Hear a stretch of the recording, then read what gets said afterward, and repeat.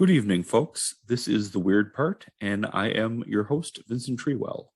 Tonight, I have a very special guest, the host of On Wednesdays We Talk Weird podcast, a paranormal researcher and investigator, Ashley Hilt. Welcome to The Weird Part, Ashley. Oh, thanks for having me. Is it going to get weird? Oh, undoubtedly. Good, Yes. good. That's my thing. So I think you came to the right place.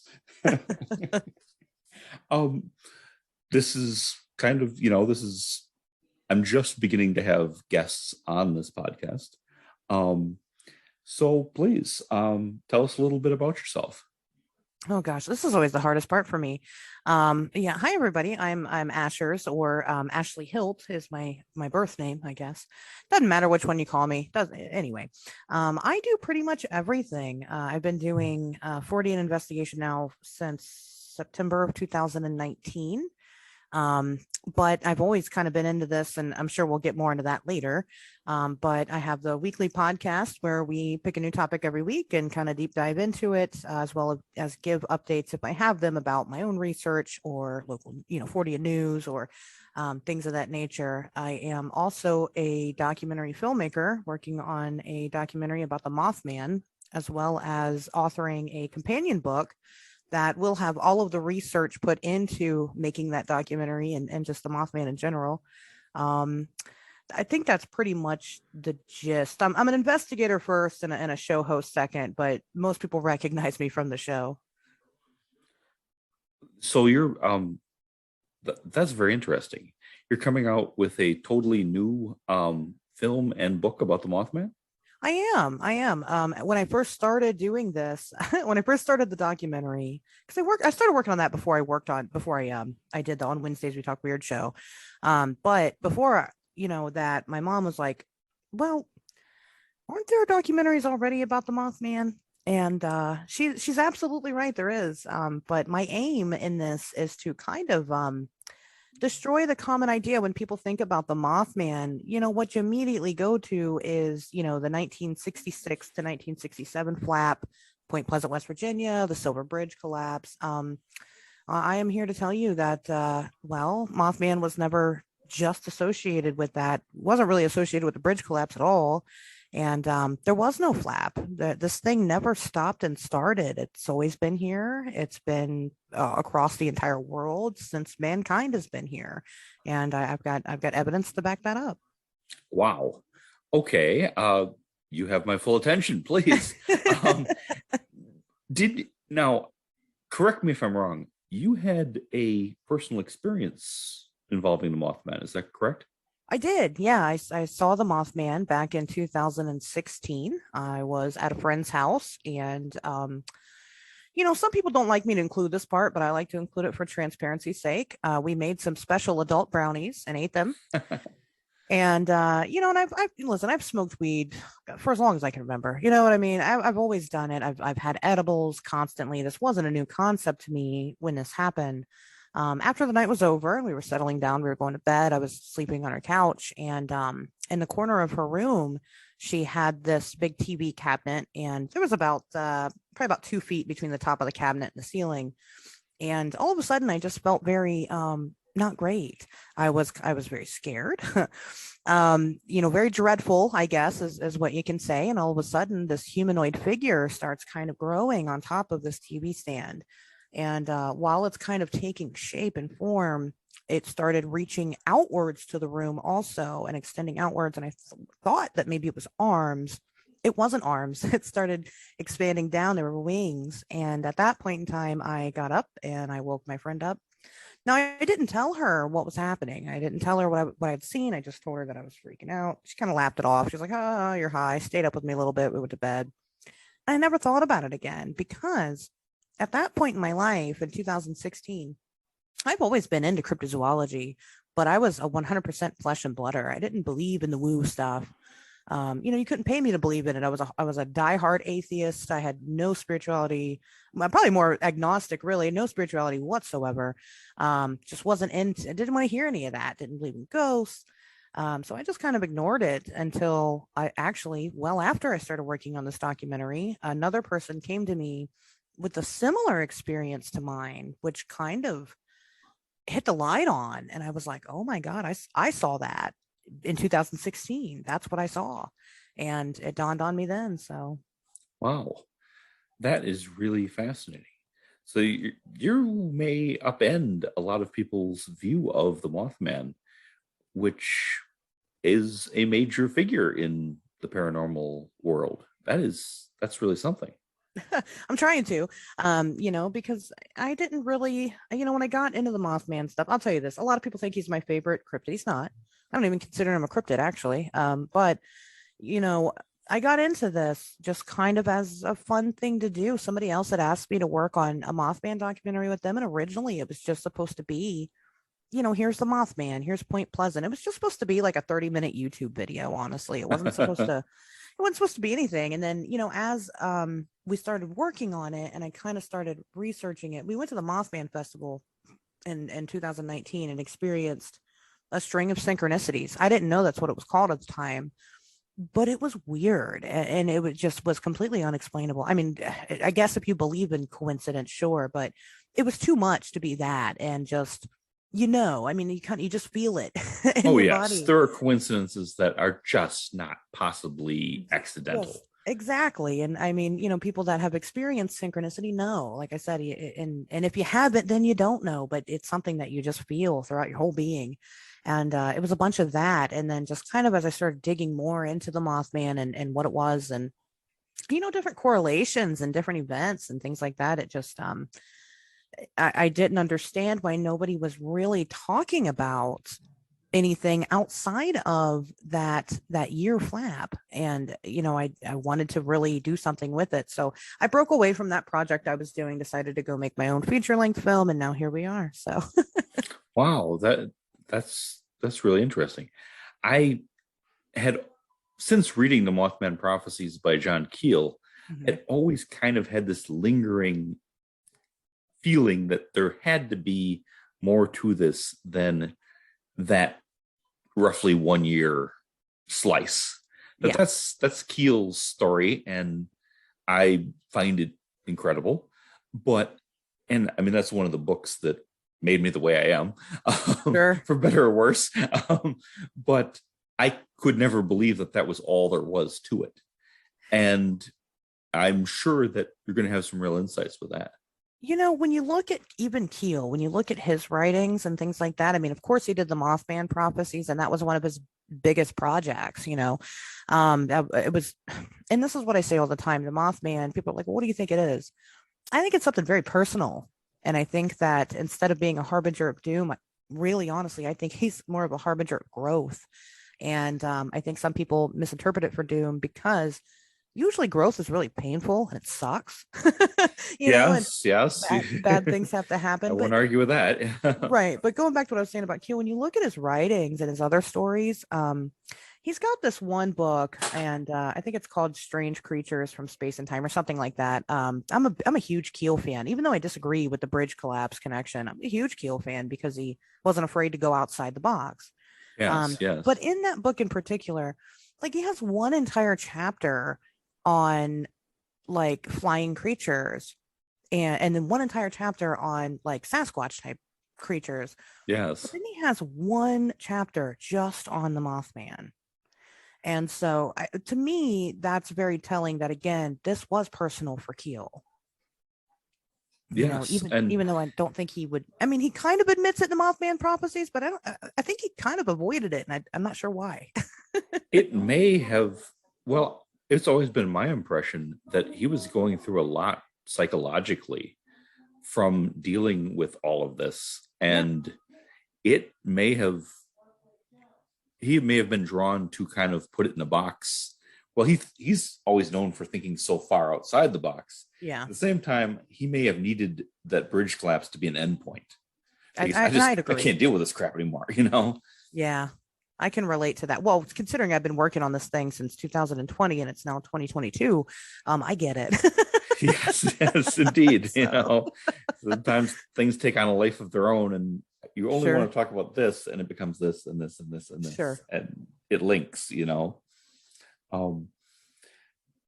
Before I kind of say, gotten a little tangent with the Mothman because that's really fascinating. That was not your first paranormal interest. How did you become interested in this to start with? Sure. No, that's a great question. I actually, back when I was in probably middle school, I think I was around sixth grade. So what, I was probably 11 or 12. I'm always the baby, so probably more 11. Um, we used to read these like little Time magazines, I guess, little bitty Time magazine versions of it. Anyway, The Weekly Reader? maybe it was the Weekly Reader, but I know we had that. Yeah. they look kind of like Time magazine. I've never really dug into it to try to find out. Maybe I should. Maybe I'll look through the Weekly Reader and see if I can find it. Anyway, there was an article in there, and it was actually about, and this story has kind of changed because now that I've, talked about it so many times, I remember certain things, but there was an article in it about Ray Wallace. And, Ray Wallace had, after he had died, his family came forward and said, Ray had taken these really famous Sasquatch casts out in Bluff Creek. And, the family came out and said, well, it was all fake. Here's what he used. And so that kind of blew up. And there was a whole article about it. If, Bigfoot was real.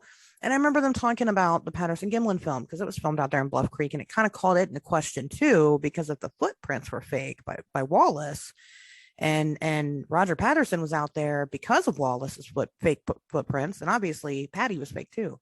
Well, I had never seen this. That's film. Quite a jump, but I'm sure they said it. Yes. Right. That was basically what the article was. And I'm like, that's interesting. Had never thought about Bigfoot ever in my whole life until that point. So I went home and decided to look up the Patterson-Gimlin film. And this was right in the beginning. Maybe this was probably 2001, 2002.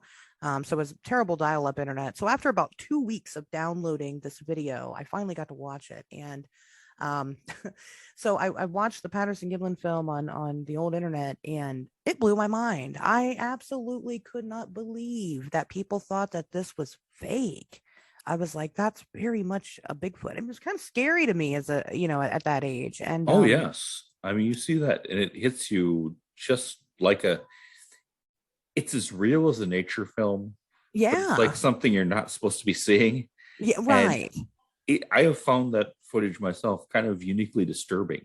That yes, I can't think of another video of anything that really gives me that feeling.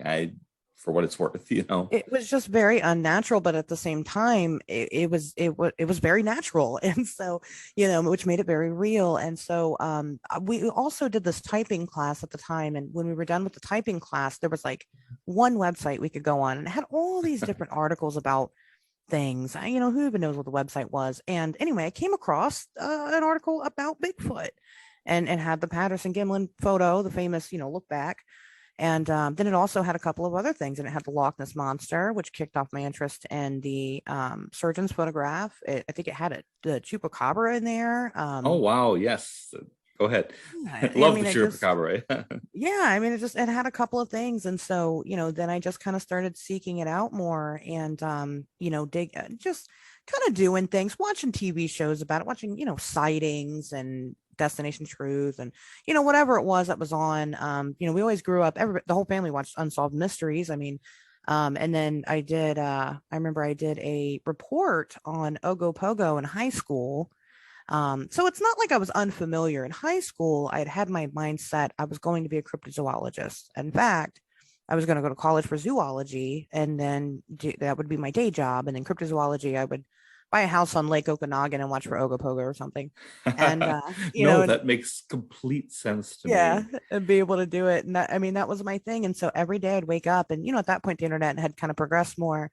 Every morning I woke up and I checked the Cryptomundo website. I don't know if anybody listening is familiar. Oh yes. But, that was a big one. And every day I wanted something new, and I was very hungry for it. And but again, even then I never, I knew about aliens. I knew about ghosts. I had a weird Ohio book. I knew about them, but that wasn't really what I was interested in. I was interested in these weird creatures that we just hadn't discovered yet. So that's the short story. No, that makes perfect sense. I remember that time really well. I'm ballpark figure, probably about 20 years older than you. But yes, I definitely remember that time. And just I grew up on In Search Of, so with Leonard Nimoy. Yeah. So that was my thing. But I adored Unsolved Mysteries. I still watch it whenever it comes up on cable. Cryptomundo, yes. I recognize a lot of your sources. That makes that draw is right there. Yes. Yeah. Exactly. And True Confessions, in large part, I became a cop because I figured that would help me investigate what's really going on. Sure. And that didn't necessarily pan out exactly that way. But what's really funny is that I find that there are a good portion of us, not quite, I just look at people who are interested in this stuff and kind of what they did end up becoming. I went to school, I majored in criminal psychology. And so, it's really funny how a lot of us do have background in true crime and how it does help us. I mean, I know with myself, I didn't graduate, of course, but not because I couldn't, just life is strange. No, but I graduated after about 12 years of a class here and a class there. So it's not, right. No. Eventually, you either do or you don't. And I mean, I've thought about going back, who knows, but it's really interesting because, a lot of those classes that I took, of course, I took the fun classes as soon as I could. I took a bunch of math first. Then I took the fun classes, and it was like forensics and and stuff like that, where you kind of learn how to interview people and talk to people. And it's really helped when I speak with my eyewitnesses now, because just based off of their body language, their cues, and how they tell the story over and over again, I can tell whether they're lying for the most part. I mean, it's really amazing how much that has helped me in this. And then I believe that. When I first started college, I was majoring in astrophysics, and I switched to criminal psychology. That's how confused I was at 18 to 19. And they make you make these decisions when you're, it's ridiculous. You're like, I don't even know how to file taxes yet. Can you not?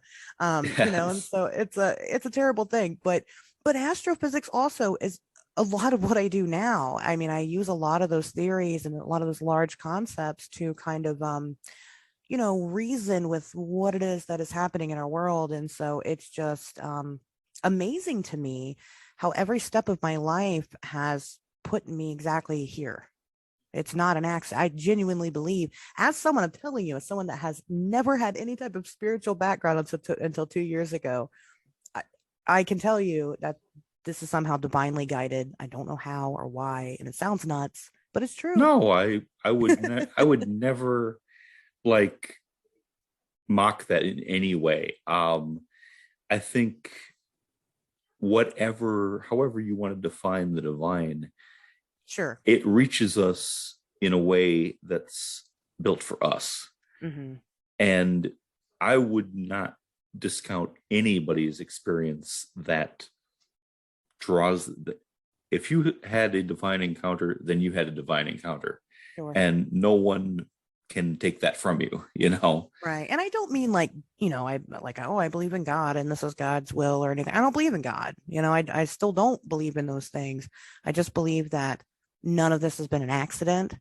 And I don't know if it's just me having that experience. I don't know if it's everybody having that experience. I'm not here to answer those questions. I'm here to answer other questions about other experiences that people are having. So no, that makes complete sense. I don't even debate God with people because they get upset as soon as if somebody asks me, do you believe in God? And my immediate response is, well, what do you mean by God? It usually goes downhill from there. Yes. Yep. But honestly, what do you mean? Do you mean an older man in a robe who sits on a throne on a cloud, 100 miles above the earth? Nobody means that. Well, okay. Some people probably do. Some people do. Okay. But hey, what do you mean exactly? And very few people they usually haven't defined it for themselves exactly what they mean. And when you kind of compel them to define, well, what are you talking about? That doesn't generate, very good discussion usually. It tends to be pretty doctrinaire. And I don't. Go ahead. I'm I believe that there's a science to this. It's just a science that we've either just overlooked or underlooked or just not even looked in the direction of. My main goal, I mean, if I can accomplish anything, before I leave this planet, is to make science look at it seriously, because I think it's there. I just think that we're missing some of the pieces. Not necessarily that we're missing some of the pieces, just that we haven't assembled them together correctly yet, because classic science ignores all this, and that's not okay. So we need to change that. I'm a huge advocate for that. Absolutely. This is just an idea that I've had for quite some time, that classic science is really not cut out to study the paranormal, because if you're a geologist, the rocks aren't going to lie to you. Right. If you're a chemist, the substances in the test tubes are not going to try to fool you into thinking something else. Maybe this should be approached more from a military intelligence or like spycraft or detective work, where you realize you're dealing with something that is inherently, at least frequently, deceptive. Yeah, I would agree with that. I believe that you need multiple sciences that don't traditionally work together, because we've just never really had a reason to put them all together. You need a bunch of things. You need biology, you need zoology, you need Yes. psychology, like you said, well, forensics, you need all of these Oh, things, yes. and they all need to work together to study this stuff. It's just that, like I said, because we don't typically put those things together in classical science, we just continue to ignore it. So, my aim is to show that the people that talk about this stuff aren't crazy. We're not nuts. We're some of us are smart enough to at least, finish an astrophysics degree if we wanted to, or Yes. whatever. Oh, absolutely. Yes. I mean, we just were able to kind of, bite off these big concepts and turn them into something more. And that's hard also, because there's not a lot of people that can either, try to put those pieces together. And I don't mean that in a weird condescending way. It's just true. I mean, look at physicists. There are only 10,000 physicists out of almost 8 billion people on the entire planet. That's a very, very small Wow. pool. Very small That, pool. that's a stat that gives you pause. Go ahead. Yeah, I mean you can, Google that one. It's true. There's and physics is the study of life as we understand it. And the reason why there's so few is because these are hard concepts. Most of the concepts are things that our brains aren't even made to understand. So it's already hard enough to rally people together that can grasp these concepts, and then hope that they have some type of background to kind of back up their credibility, and then hope that you get big, ABC groups, ABC organizations to take it seriously enough to want to fund it one day. So it's a whole, there's still a lot of work that needs to be done, but I think we can do it. I think we're going in a good direction. Oh, yes. I look back, a couple decades, and this is no longer the sort, like, just to pick UFOs. Sure. This is no longer the type of subject that the weatherman comes out and makes fun of when there's a sighting on the news. Right. I'm thinking of a specific thing that happened locally, where this man who was quite elderly, he was about to retire. I mean, he was about to die. I'm sorry. I mean, he was terminal. He was up there in his later years, and he wanted to make a full statement of things that he said that he saw when he was in the military decades earlier. And I listened to this with pretty rapt attention. And he's talking about, alien bodies and things. I don't begin to vouch for his story, but it was a fascinating story. And then when they went back to the regular news, they had the weatherman wearing a alien gray Halloween head and swinging a lightsaber. And I'm like, really, guys? Really? That's how we treat this stuff? Right. And it left a bad taste in my mouth. Come on, really? Sure. We couldn't give this person the respect of, those are his memories. You can believe them, you can disbelieve them, but don't do that, Right. And that's changed. This stuff is now taken more and more seriously.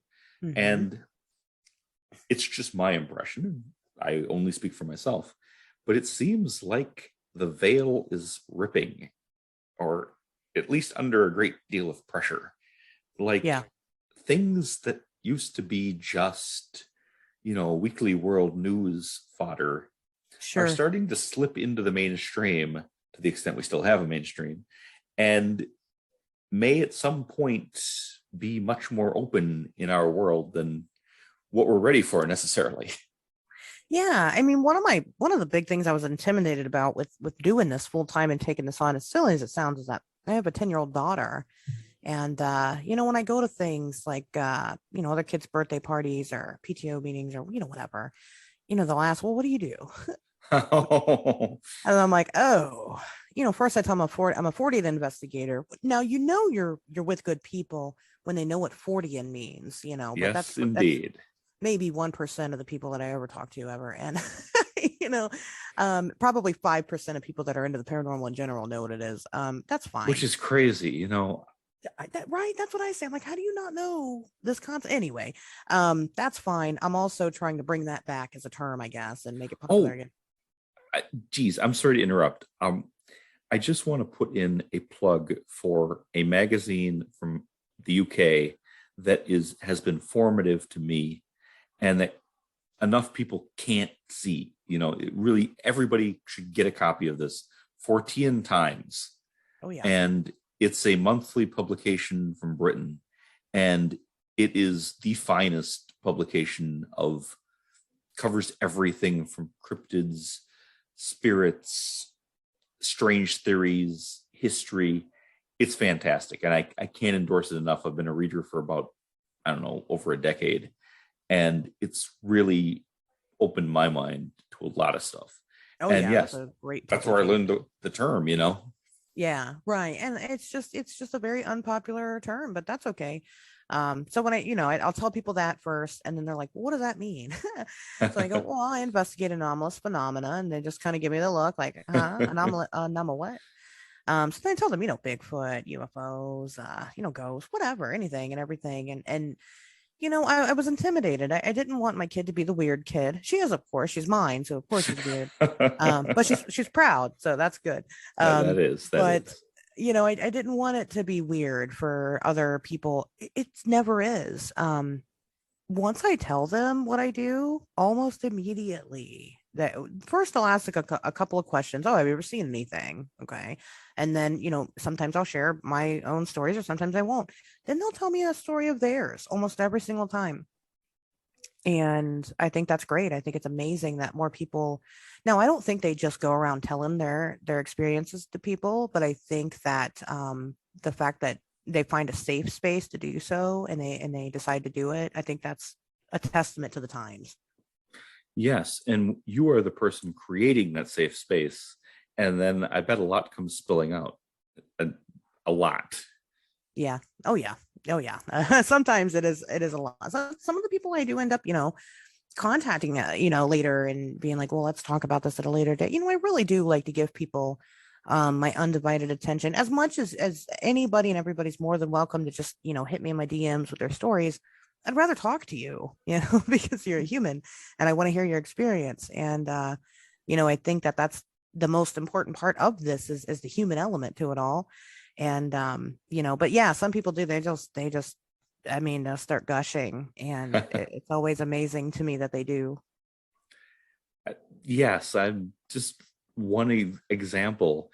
When you put it out there that, even what I mean, you're a serious investigator, but when I've Mhm. just mentioned that I believe in this stuff, or I hate the term belief, as Keel Sure. would say, belief is the enemy. I don't Right. know what this stuff is, but I entertain these ideas and I take this stuff seriously.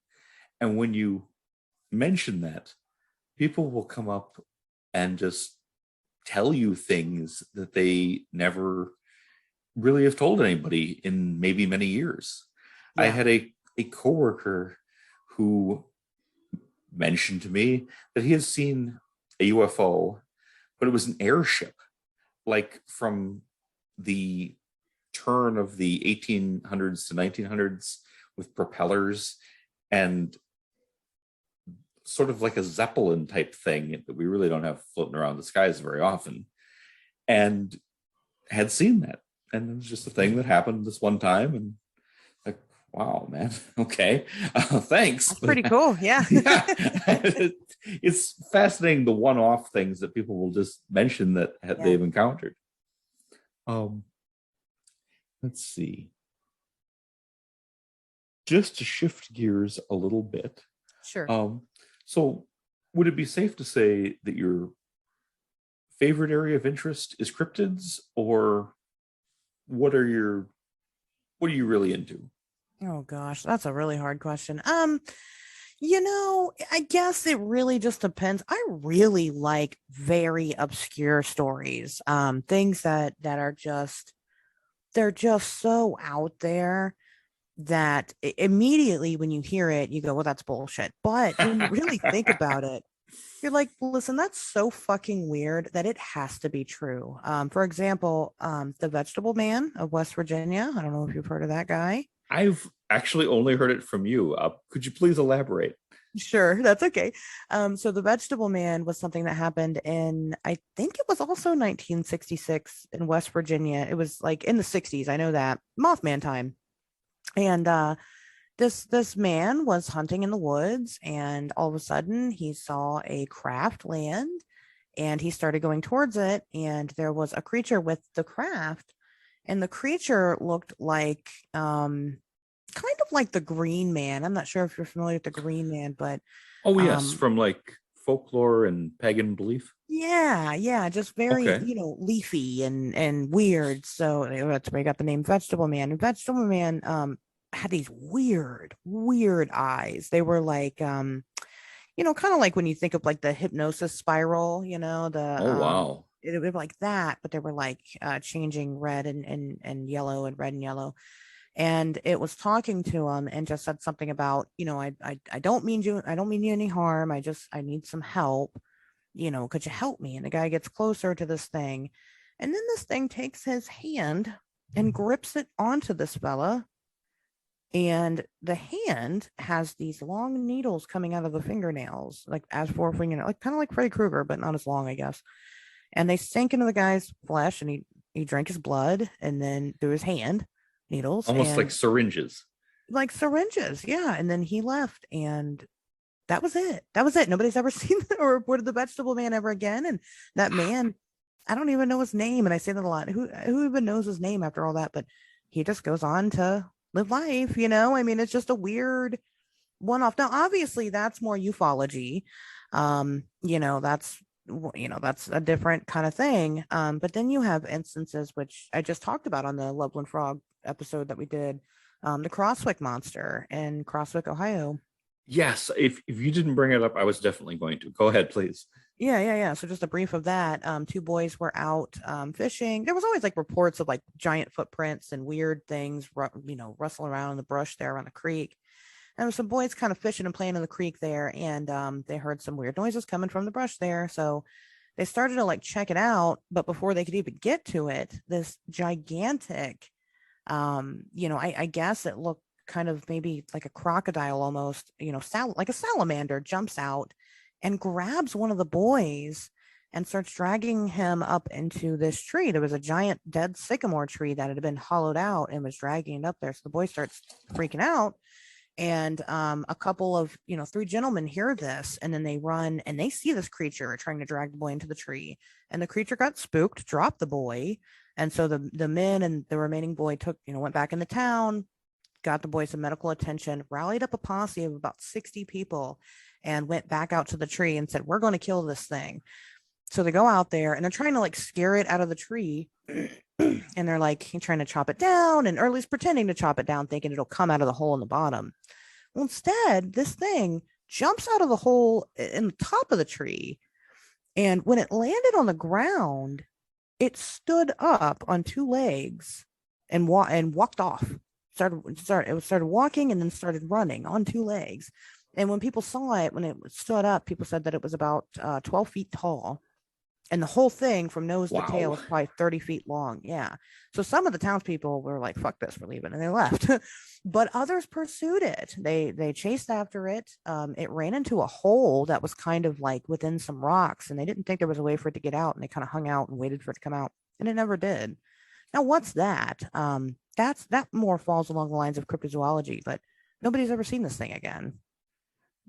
And those are the ones that I honestly like the best. Same. Yeah. You I know, love those. the things that you're just kind of, what the fuck? I mean, Right. What do you do with that? Exactly. 60 We know what people saw happened. it. Right. I mean, 60 exactly. people. 60 adults formed a posse. I mean, this isn't some, that's not a prank. No, that's not a hallucination, or it's not a sandhill crane. Okay. No, it's not. Right. Right. Swamp gas, Yes. Yes. There's something, and it looked like a giant salamander person that's run off with a child. Good God. Wow.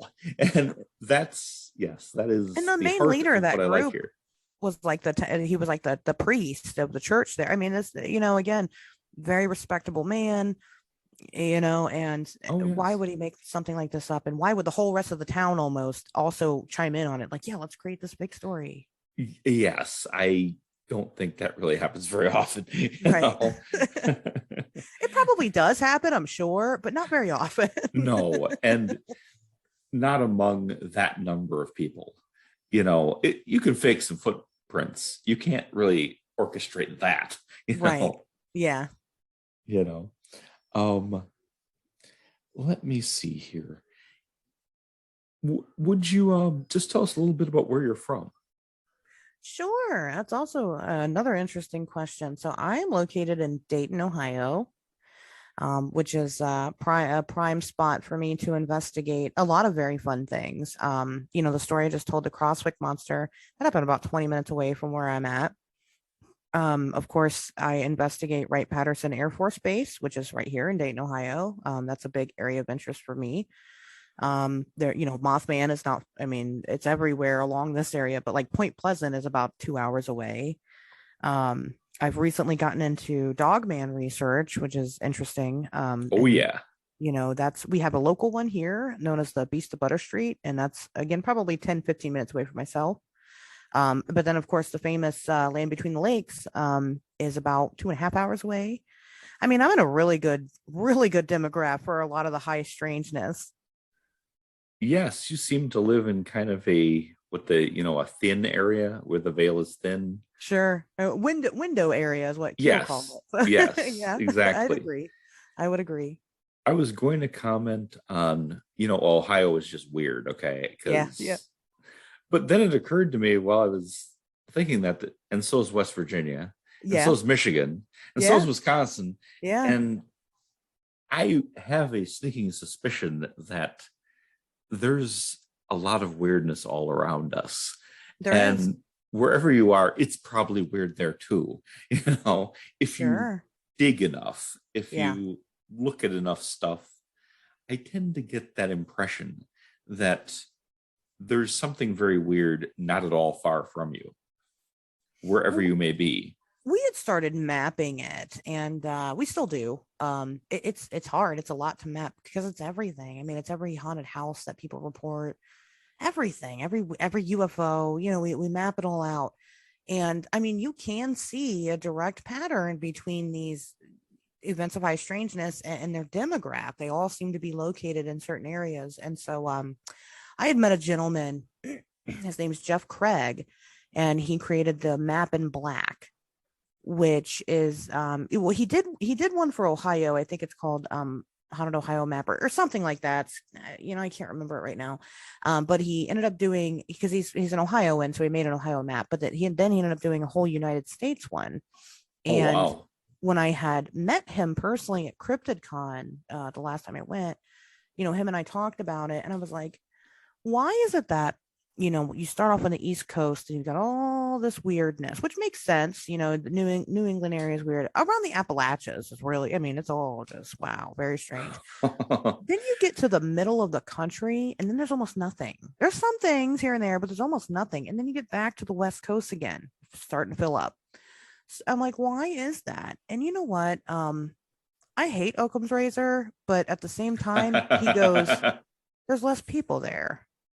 And I'm like, oh, well, that makes sense. So less people to report weird things happening. So it's kind of it does make me question. Now I still do think that there's a pattern, but that's only because that's my research and that's what I found. But I am entertaining the idea that it could potentially be because there's just not enough people in those areas to report high strangeness. Huh. So, and I haven't That's very gone interesting. beyond the United States yet. So, Does the map that you or the mapping efforts that you've seen, do they correspond to anything like ley lines in Britain? we have kind of looked into that. I don't really see any type of correlation with the ley lines. Because again, we've got those big, beautiful bald spots right in the middle of the country. Yes, yes. And the ley lines are still there, and so but it could just be because of underreporting. But I haven't thought of anything definitive yet. Some of them do seem to have some type of correlations to any type of, I hate to say it because I don't subscribe to hollow earth theory, but they do seem to correlate to areas where you can get into the earth. Wow. I don't like believe that there's a whole hollow earth where there's like another world with its own little sun and its own ocean and the whole Jules Verne type of thing in the center of the earth. But I do think there's a lot more caverns and underground world type things than we're aware of. Right. And is it just simply because there's in those areas? I mean, because you look, like I said, the Appalachians are one. There's plenty of caves that you can get into along the Appalachians. The Ohio River is one. But if you go into the river itself, of course, there's plenty of caves in there. Is it just because it's places where people aren't that these things are populating out of? I don't. I can't give a professional opinion on it yet. But I'm certainly willing to entertain the idea. Oh, yes, absolutely. And that's one thing I love about the Fortean studies is being able to hold an idea and just say, well, it's possible. Yeah. I'm not a true believer in much of anything. Okay. Other than the Green Bay Packers, go Pack, go. Okay. And enough of that. But yes, I have very few absolute dogmatic beliefs that we know this. Mm-hmm. The older I get, the more I learn we really don't know even half the things we think we know. Yes. And, but it's worth holding on to and just kind of entertaining an idea that this could be real. There could be a network of caves that goes all over the world. I mean, that's possible. And, I love being able to do that and to read and listen to things that feed that and to be able to talk about it with people who can also hold an idea without making it, a new, a fight, flesh and blood versus woo. Go, no, it's not like that. I believe there's there's a famous quote in by a physicist that says I can't remember his name, but if you think you understand quantum mechanics, then you don't understand quantum mechanics. And it's the same principle here. There are no absolutes, and that's what I say. At least I try to drill that home a lot in the show. I shouldn't have to add a disclaimer, or just even if you follow any of the research that I do. I'm not here to tell you what to believe in. I'm not here to tell you exactly what these things are yet. Right now, I'm here to give you the tools that you need to come to your own conclusion. I can tell you what I believe, and I can tell you the facts as closely as I have them. But nobody's an expert in this field. Now, of course, Tobias Whalen turned me on to a quote that I use all the time. Being open-minded, but not so open-minded that your brains fall out, right? Yes. I've seen some crazy claims and that are I'll tell you, I'm about 99% sure aren't true. But I like being challenged. I like having my theories challenged. I used to take that very personally. When I first started this, I had an original theory on like the Mothman stuff, and it's since been way scrapped. But I like when that happens, because I like, again, I like the challenge of it. And then I feel like when we rule things out, then we get a step closer to the truth, Yes, and that is so important. If more people could put aside ego and the need to be right, like it's some kind of athletic competition or something, and just, okay, I thought this was this, but it turns out that's not true. Okay, Right. well, we all learned something. Good. Now we can move forward. Excellent. It shouldn't be aha, I was right and you were wrong. That's nonsense. That doesn't help anybody. And yet, honestly, in professional academia, you see a ton of that. Oh, yeah. Where people are gripped, just white knuckle gripped onto this particular theory must be true because I've based my career on it. And whatever else happens, I cannot be wrong. Okay. Right. And that's not progress. That's the opposite, something as non-paranormal as who wrote the plays of William Shakespeare has an incredible level of dogmatic devotion to it must be this person because I've based my whole career on it. And right. That doesn't really get us anywhere closer to the truth, Who was the Zodiac killer? People yes. definitely. Oh my God, yes. Some people have really strong opinions, and like, okay, dude, nobody said it was you. Let me just calm down. Damn. Unless it was. I mean, yes. But that is the case, and you'll take this the right way. Hopefully, everybody does. That's a case I love. I don't love that people are murdered. I love that it's this absolutely fascinating case that's got all these weird loose ends that can never seem to be tied up. And you've got codes and letters to the newspaper and it'll never be solved. No, I don't think it ever It's will. too late now. Yeah. And so that's interesting, is that it will just forever be a mystery. Yes. And for my 2 cents, I'm not letting Ted Kaczynski off the hook for that, because I do think it's possible it was him. I'll just leave that hanging there. If you want to respond, you can. Otherwise, I know that's kind of out there, but yeah. I'll let you have this one. It's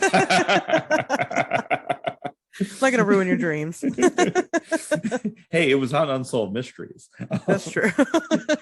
That's a pretty credible source.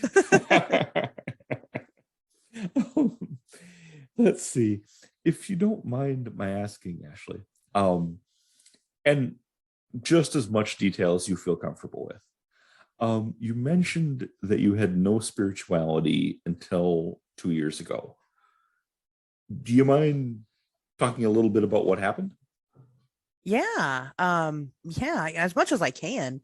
It's a weird one. So right before, leading up to, like I said, I started getting into the Mothman because I went to the Mothman festival.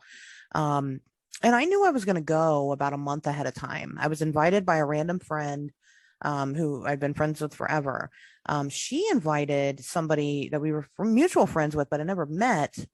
He's a big YouTuber. I'm not going to mention names, but he was going to travel from his state to our state to go do this and make this documentary thing or whatever.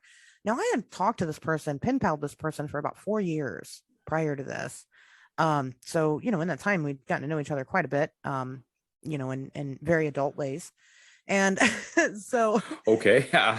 Leading no further questions. Sure. Leading up to this, it's part of it, I promise. Leading up to this, my life just started being very strange. I'm a trauma survivor. I've been through a lot of trauma in my life, and I was exclusively single for 7 years, and I was celibate for a year and a half. And because I was finally, as an adult, I was getting out of a really terrible marriage. That's not even the trauma part. The trauma happened way before that. But that was also traumatic. And I was finally, as an adult, working through all of those things and had finally reached a spot in my life where I felt good. And I never had before. If I could, look at myself at even 18, 19, 20, 21, I wouldn't recognize that person. And, but things kind of started oddly going downhill a little bit for a minute. Just everything, nothing major, just everything was super stressful. I seemed to be extra emotional, which wasn't really me. So I had convened with one of my friends, of course, reached out to my friend group, and the one girl said, "Girl, get you a tarot card deck." And I'm like, she's like, "Listen, just do it."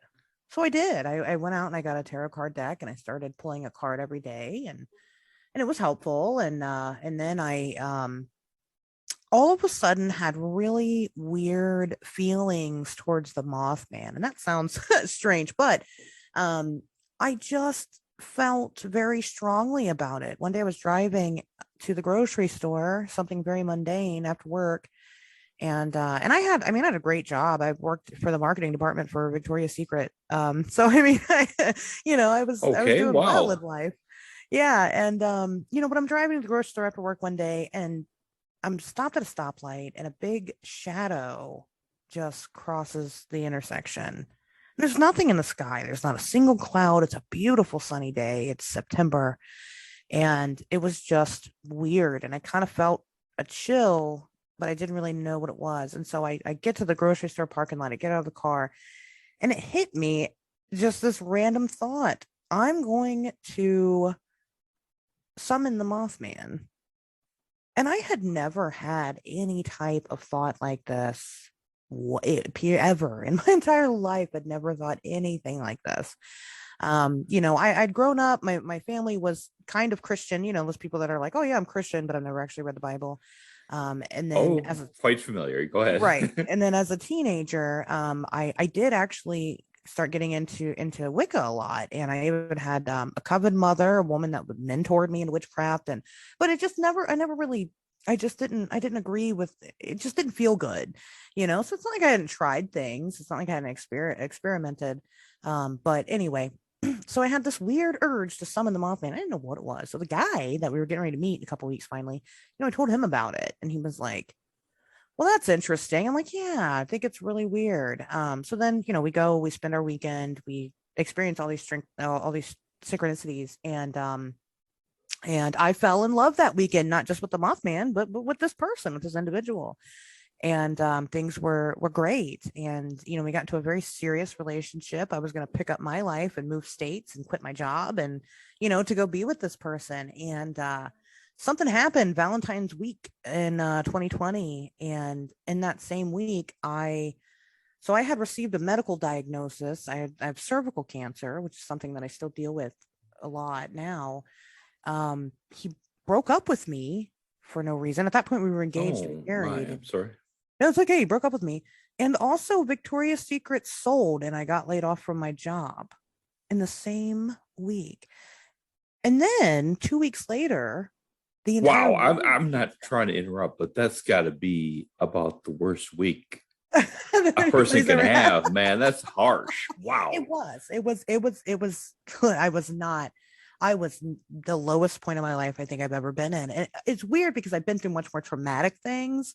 But like I said, up until that point, I had been dealing with my childhood traumas. And this person also became a safe haven for that.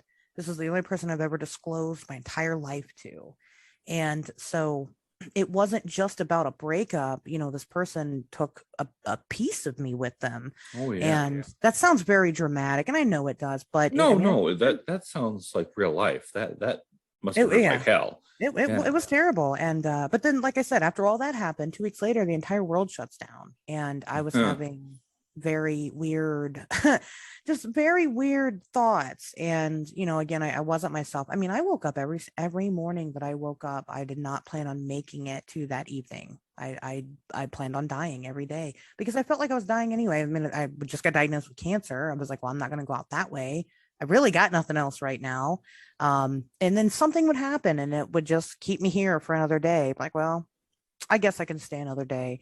I had thoughts, I had a theory that possibly the coronavirus was my fault. Um, and it was just because I was at a weird spot. Like the whole world was mirroring exactly what I had went through. People were sick. Everybody lost their jobs. Everybody was isolated and away from the people they loved. It was weird. It was just a very weird experience. That doesn't totally surprise me. I I felt just during that same time like I was finally living in the Red Dawn type era that I'd always thought there was going to be an apocalypse and holy crap, it's here. You know, Yeah. it was Yeah. shocking. And yeah, all these weird thoughts go through your head. Like, how the hell are we going to survive this? And is this the end of everything? And Yeah. no, I get where you're coming from. It, Please it go was ahead. it was very odd, but then I started experiencing something I had never really experienced in my entire life. My trauma started to surface in really weird ways. I was having repressed memories trudge up that I'd never, and even now I don't even know if that's what they were. I don't know if they were real things that actually did happen as a child, or if my mind was just making it up. I mean, it's so weird, but I would have blackouts. I would black out completely and not remember, but I would do things. I would write. I would talk to other people during these blackouts and just go on a weird tangent. I mean, almost like talking tongues. It was the craziest thing I've ever experienced in my life. And that just is not the type of person, especially that I've been for the past almost a decade. I was so well-rounded and put together and had my stuff together. And it's like I broke. It's like everything inside of me was not me anymore. And, like I said, having these weird concepts. I mean, my idea was that maybe the world wasn't real and I was the only consciousness that existed. So because I'm the only actual sentient being in my world, then the pandemic's happening because in my own head, that's what's happening. And so, it sounds, like I said, it just sounds wild, but I don't know. I eventually got better. I'm not in that spot anymore. I mean, for it being this is almost happened 2 years ago to the date. And, it happening in that short of time, I'm doing pretty good. Oh, Um, yes. Oh, yeah. but at the time, it just seemed like everything was happening so fast. And because I had just started breaking through with these new concepts of the woo and stuff like that, it kind of told me, you know what? This happened on purpose because this is what I'm supposed to do with my life. I just lost my job. I'm going to go take advantage of this unemployment money. And I'm going to go put it towards doing this. And I'm going to do this full time. And so I did. So that's what I did. And it has worked. It's worked. Now, it's not to say I haven't hit some hiccups. But that's what I mean when I say that for whatever reason, somehow, some way, if you want to call it God or aliens or whatever you want to call it, this was supposed to happen. And so, I kind of clung to that, and I kind of clung to listening kind of more inwardly to myself. Whether you want to call that spirituality or common sense, I don't know, but I started doing that more, and here I am. That makes a ton of sense. And I think that's going to resonate with a hell of a lot of people. I know it I hope resonates with so. me. Yeah. I hope it does. There are, I think, and I'm just talking here, but the biggest problem I have with the idea of God is people anthropomorphize that to a ridiculous extent. Yeah. And but do I believe in like fate and that there's things that must happen and are kind of like ordained to happen? Yeah, I do. Now I don't have a great system for how that works, but when it happens to you, it definitely happens. You know, and well, you've experienced that, firsthand. Yeah. Yeah, exactly. Well, and Tobias Whalen also said something to me a while ago. When you're describing stuff like synchronicities, it's like describing a dream to another person. They're listening and they get it, but they don't get it because they weren't there. And I just hope that I can relay my experiences to people in a way that they can relate to, and they can kind of feel it because it again, it was a very real experience for me. Even though, I was probably nuts at the time, but you know, it still, it all very much happened for whatever reason. And now here we are.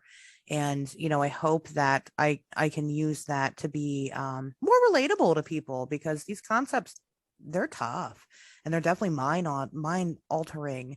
And, it's hard to not sound crazy when you're talking about them. No.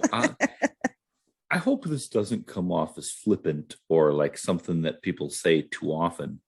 But do you feel at all that you kind of went on a shamanic journey, but we don't have a shamanic journey in our culture? So you're just kind of left hanging out there?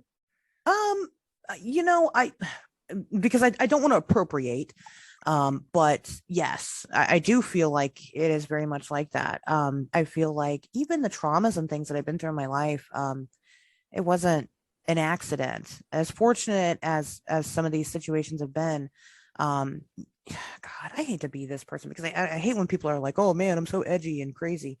But like I've seen, I'm not going to get into details about everything I've been through, but I've seen multiple, therapists and psychologists and psychiatrists and everybody. And by the time I get done telling them everything that I've been through in my life, they just kind of look at me and throw their hands up. They're like, well, to be honest with you, you beat the odds. You're not supposed to be here anymore. You should have been, you should have taken yourself out a long time ago. I don't say like that exactly, but I know what they mean. No, I hope it don't sound like I'm trying to be too, I don't know, agreeable, but I have severe PTSD and I get treatment at the VA.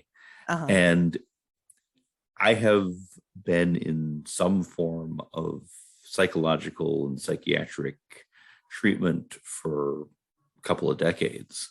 Sure. And yeah, I get that response sometimes from professionals that, just kind of lucky to be here at all type of thing. Right. And, no, I would never make light of that, because there's a lot of people in that boat. Right. And there is, you do have people that are like, oh, I'm so edgy, nobody understands me, and so, and I don't want to be that person, and I don't mind talking about, I don't mind talking about the things that I've been through. I tell bits and pieces on the show sometimes, or what have you, just kind of in passing, because I can't tell it all. It's just too much. But, and I don't want to be a Debbie Downer, but yeah, that's what they say. You've beaten the odds. And I've kind of taken that. And even before all this, I kind of took the fact that I beat the odds and wanted to use it to help other people.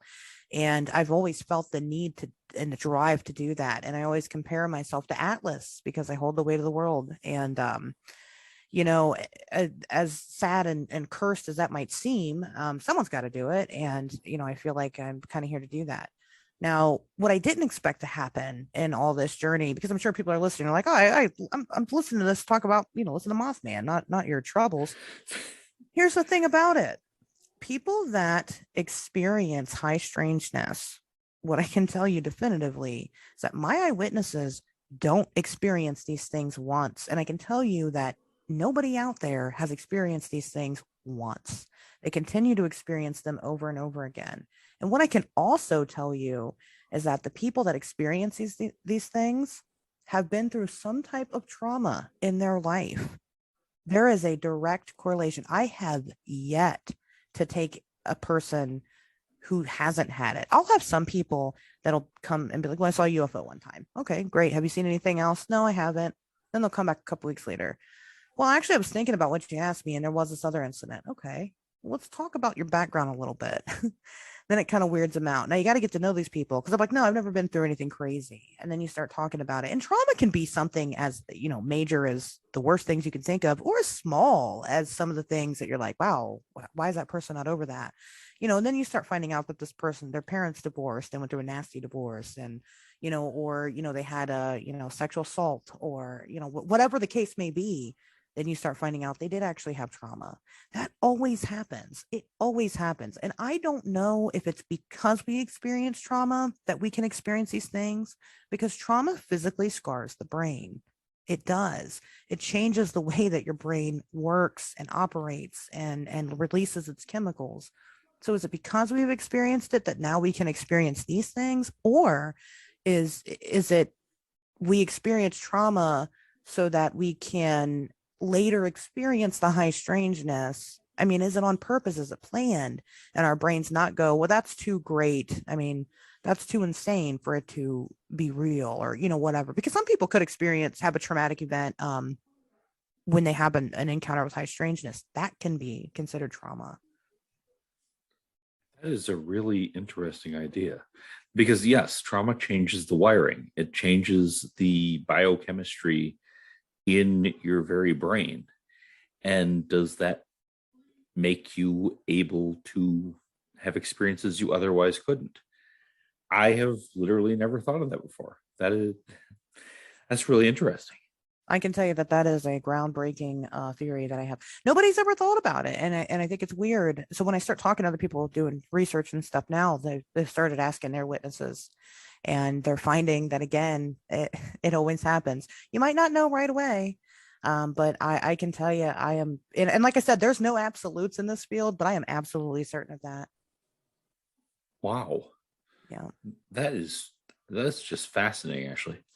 I mean, so there was a point to all of that doom and gloom. Oh yeah, that please, that is a fascinating story. I'm a little bit speechless, so I'm just gonna hang on for a second. Grab my notebook here. So, yes, not to change the subject, but Sure. If you don't mind, and as much or as little as you care to, do you want to go through some theories that you think are true and some that you think are absolutely not true? Okay, just maybe things that are kind of happening within the community. Yes, things that have come up lately. Okay, sure. Yeah. I will say that I am a flesh and blooder with Bigfoot. I think that I'm sorry. Let me just stop you right there. Okay. You're for real? I don't mean that in any insulting way. I know, after everything we just talked about. I know. Yeah, okay. I didn't see that one coming. So you think there's literally a breeding population of undiscovered primates? I do believe that. I believe that when we I believe that some of the evidence is just not really presented in a good way. But we do have, I mean, you know, people are like, well, where's the bodies and stuff? Well, we do have DNA samples that come back inconclusive. And what an inconclusive DNA result means is that it matches nothing that we have in our database, right? It doesn't mean we don't know what it is. I mean, it does mean that, but it means that we've compared it to every single species we have currently, and it doesn't match anything like that.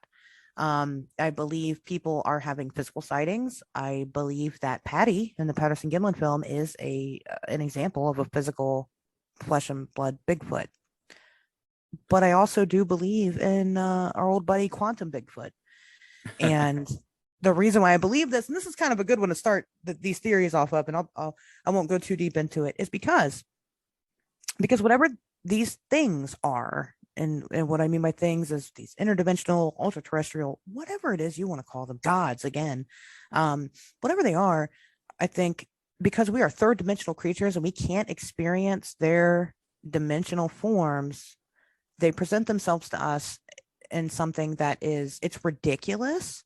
It's so ridiculous that you know that you are having an odd experience that not everybody has, right? So they take something like Bigfoot, like we already know is ridiculous, and they present themselves as that to us because that's a form that we can grasp, as opposed to whatever it is they really are.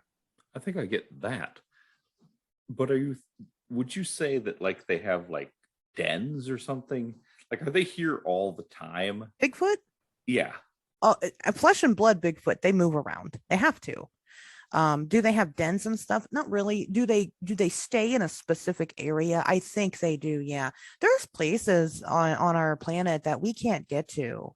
There was a true crime case where a fiance murdered his fiance and dumped her body at a national park, and her body's still there because we can't physically get to it to retrieve it. Yeah. You know. Yeah. That does happen. Yes. I mean, the world is bigger than a lot of people think. Somebody called them blue screen people. The blue screen people, which is just, there's nothing wrong with being a blue screen person. You're just a person that enjoys being at home and on your devices, or, whatever. That's fine. That's okay. You can be that person. But to somebody like that, you don't really understand how big the world is, do you? Because you don't see it. And, I can't tell you the amount of places that I go to and we're just hiking around and I go, well, I definitely can't get over there, and that happens a lot. And so there's a lot of untouched earth that we have. I mean, as many people as there are, I mean, just look at Canada. It's populated, but they have huge places where nobody ever goes to. And we're not everywhere all the time. As much as we like to believe that we are, we just aren't. It's not possible. So I believe that their population is very small, but enough to be sustainable for people to encounter them sometimes. But I do believe that they're out there, and I believe that they avoid detection because they avoid humans, because they learned a long time ago that we aren't good. Like if you look at old, Native American lore, some tribes had working relationships with these creatures. And I think that when white people came over with their guns and started killing everything, they were like, oh, this isn't good. And we kind of tarnished that relationship then. So just like we have boogeyman stories, they do too about us, just in a different way. They convey it a different way. And I think that they stay away from us on purpose. And they do that by, again, moving around. Oh, that is really fascinating. Just to shift gears, give me your take on UFO disclosure. Oh, okay. That's a good one. This is not different from what we were seeing when Project Blue Book was released. And I know a lot of people think that it is, but it's really not. What I can tell you about it is that it doesn't matter if we go on a full-on invasion, and we probably won't ever be invaded like that, but there's never going to be a press conference where all the governments of the world sit down and go, hey, guess what? Aliens are real. It's just never going to happen. It's always going to be soft disclosure, and they're always going to kind of feed us little bits of information. But I, as much as I think that the government does have things that we don't know about, we know that they do. It's classified information, right? We know that exists. I don't think that they know as much as the normal person gives them credit for. And we've proven, and I'm not going to say the pandemic is a conspiracy. I don't subscribe to that idea at all, but we've proven that when we have very little information about a subject, people fucking panic. And that's what happened when COVID came out. We didn't have enough information, so everybody panicked. Well, we don't know what to believe in. You guys are telling us something different every week. We're just going to ignore the actual science and we don't know how science works. People don't know how it works. No, and I feel like it's the same thing with UFO phenomena, is that they know that there's crafts, right? We've got them documented through the government, and they are now funding building, stations and things to study this stuff a little bit more and taking it more seriously, which is good. But I think that's because they don't know as much as, again, we would like to think they do. I don't think they really know who's piloting those ships, what they are and what they want. Yes, I agree with you completely about the COVID analogy. Before the pandemic, I was a hardcore disclosure. You tell us everything. We're the American people. We have the right to know. Sure. You put it all out there right now. I demand, and I actually signed an online petition, and that did a lot of good. I assure you, that really changed things. Sure. No, it did. Okay. But I really wanted the government to out with it, all of it, give us the truth right now. And now I realize that if they told us, if they had the press conference with the alien, okay, sure. If they came out and said, yes, we had some crashed craft and we have some alien bodies and this happened, half the country would think they were demons and want to kill them. Yeah. And it would be very bad. At the same time, I think you're almost certainly right that we're never going to get that kind of disclosure. Mm-hmm. But a part of me wants that so bad. I do. Yeah. A part of me wants that so bad that you just admit it. Show us the bodies. Show us. Sure. Right. No, I know. I think they've made some type of contact. Like I subscribe to Roswell, being alien bodies and the UFO. I think that happened. And I think that happened because of a gentleman that I know who's on his deathbed, who's been talking about happenings at Wright-Patterson Air Force Base, who confirms that. But I think that what happens is that if they end up coming here and crashing here, they're sickly, or I think they can't stay here long because they become sickly, or something happens and we kill them. I think we've had contact with them before, but we still don't know much. We just know that they exist, that they're real. We've seen them physically, but that's it. That's the extent of it. We don't know where they're from. We don't understand their technology. I think that there is a little bit in there again that would be mind blowing to the average person. Of course, if they came out and said, "Oh yeah, Roswell, guess what? It was a craft, and we did get bodies." Maybe we had one surviving, maybe we didn't. Whatever the case is, that would be amazing. I'd love to see that happen. But I think that's all. I think that's the extent of what happened there. I don't think we have any other information. I wouldn't argue that. One of the, and it's not popular, but I stick with it. One of the books that influenced me was The Day After Roswell by, I think he was a general, Philip J. Corso. Uh-huh. And he made he claimed to be involved with alien bodies and a crashed craft. But he didn't disclose this until he was like a year away. He died the next year. He kept that secret his whole life. And it just seems really hard to believe that he was running some long con to sell a few books in the last year of his life. No, I think that some stuff did happen and it could be misinterpreted, but I think some things did happen that were very important. And that may have been a one-off or very limited, but yeah, I don't dismiss that at all. One theory that I had played with, and I still kind of do from time to time, is that, with the timing of everything happening, with the, what is it, the Star Force or whatever it's called, SpaceX or whoever the Star Fleet is. I don't follow these things. The Space Force is literally a real thing these days. The VA Force. has it is has forms relating to Space Force. It's yeah, sixth branch of the military. Yeah, it is. But I think that with like I said, those people, with that happening, on top of disclosure happening immediately after, and we are in a space race right now. I think a working theory for me was that we knew that we were going into the space race. We knew that we were going to try to get to space. Our NASA's plan right now is to get to the moon. It originally was 2023. Now it's been bumped to 2024, and they're going to mine the moon for resources so that way they can propel people further out away from the moon. Because right now, allegedly, we've been to the moon once or a couple times, but in one time period. I believe it's 9, and I think it is too. Yeah. But I have a thing about that, but go ahead. Yeah, in that one time span, and then we've never been back since. So our plan is to go to the moon, mine for resources, and then propel further out in space. And I think that with that plan, I don't know why. I don't know if it's because I don't know if it's a chicken or egg situation.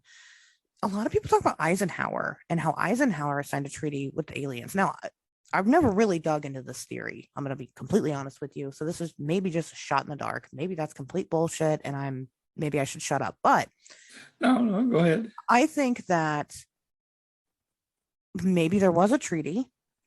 Maybe we either intend on breaking it or already have broke it. And maybe that's why we are having an uptick in UFOs that seem to be following around our military.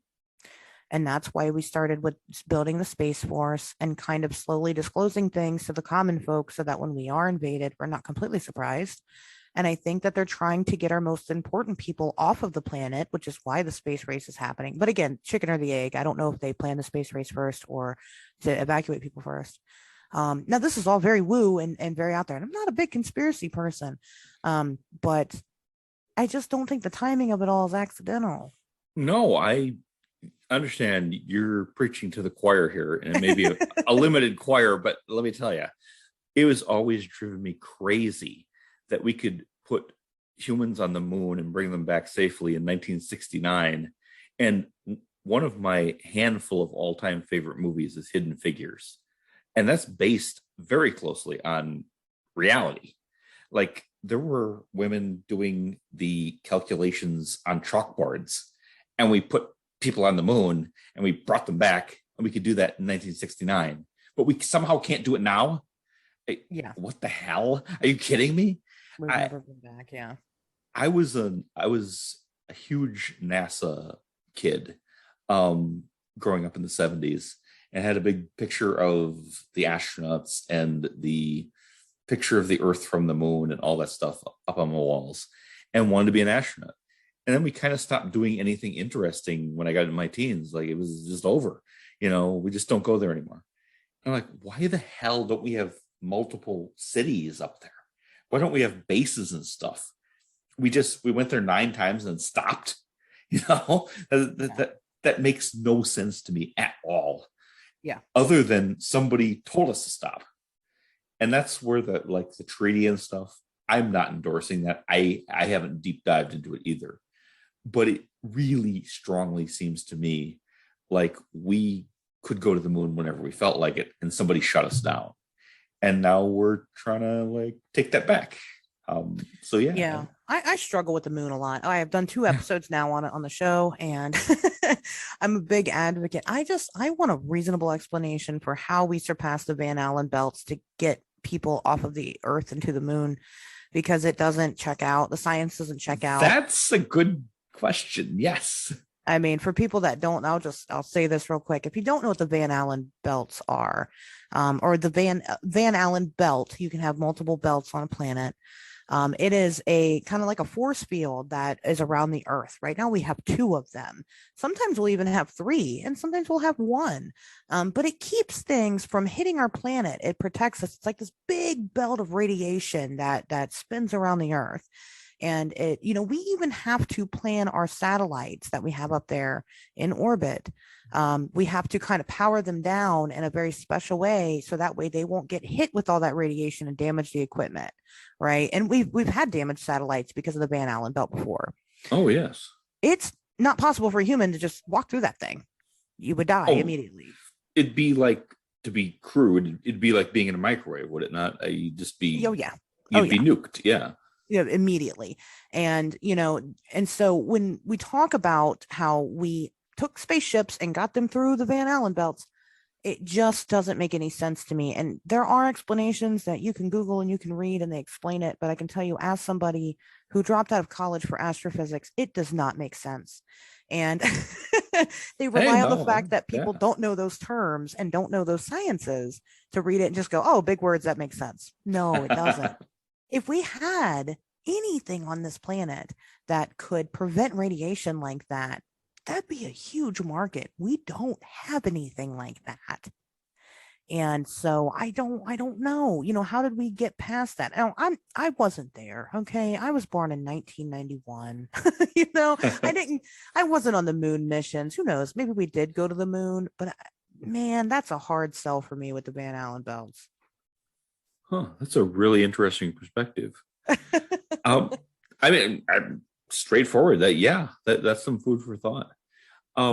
When you mentioned the kind of sickly aliens, it made me think of, do you have any thoughts on the Fae, the fairy folk?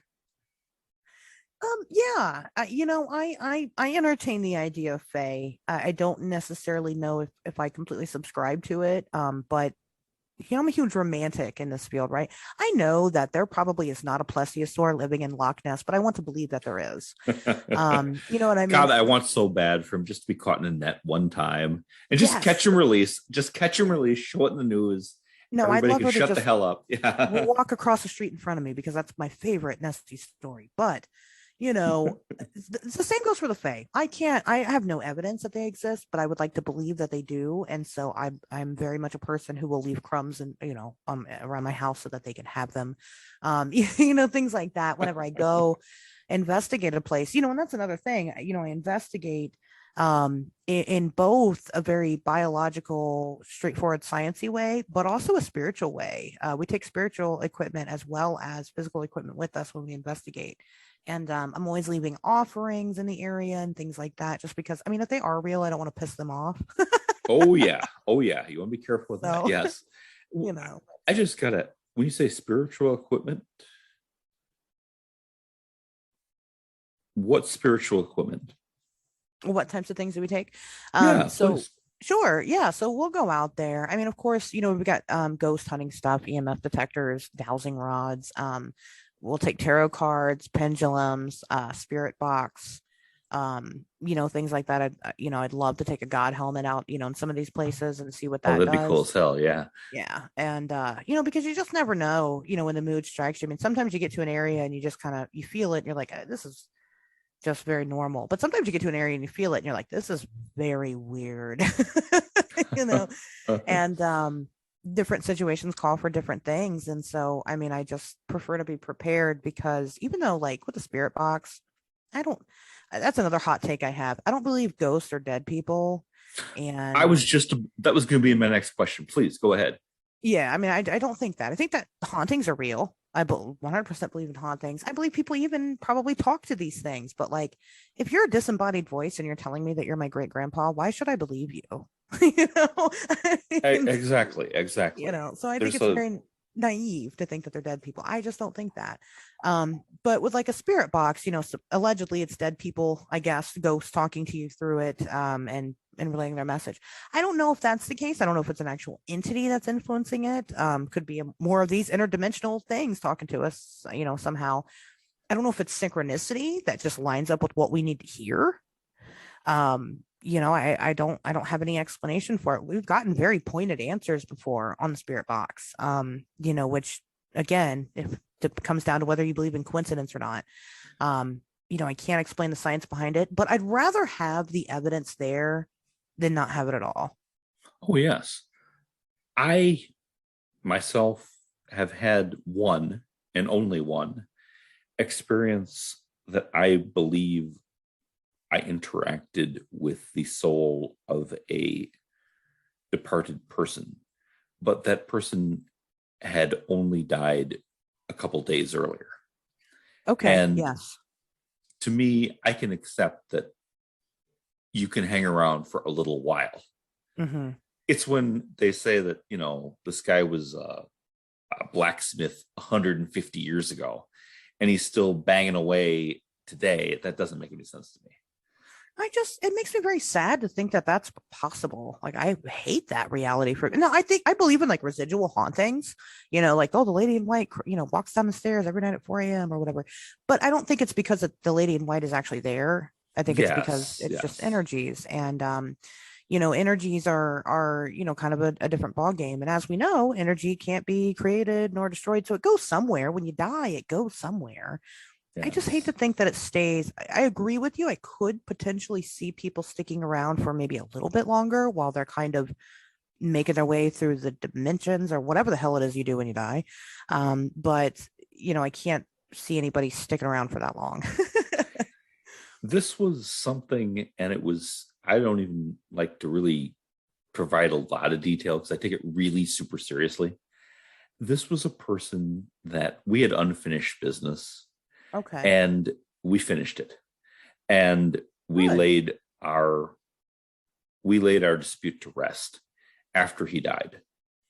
And it has changed the way I have perceived him. It has changed the way I've perceived the world. But again, he had just died. It's not like he died, 100 years ago. Right. He died that week. And I felt like we had to resolve this for him to move on. And that was the single only experience that I've ever had with what I felt was the spirit of a dead person. Wow.